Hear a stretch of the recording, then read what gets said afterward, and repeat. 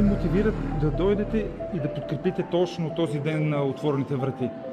Ами възможностите, които ни дава университета, и тъй като те ни подкрепят нас, ние подкрепяме тях.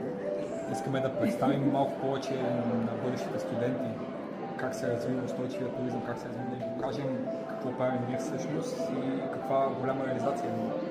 Мога да добавя, че ако трябва да сме болезнено искрени, мисля, че най-важното е да представим туризма в една по-добра светлина, да им покажем на хората, че не е толкова сложно, че е доста забавно, че има екскурзии, че наистина може да се забавляват.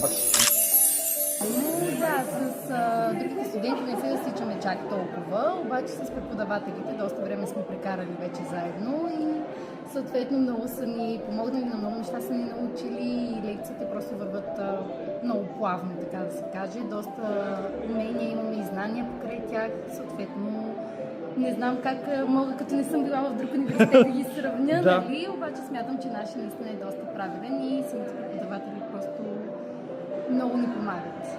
Ние може би, защото сме и по-малък брой, така, тъй като е по-малък града и по-лесно и да се покажем по някакъв начин, да се отличим от останалите, тъй като, примерно, другите по-големите градове, тип София, е малко по-трудно да се отличиш при зала с 300 студенти. Да, да.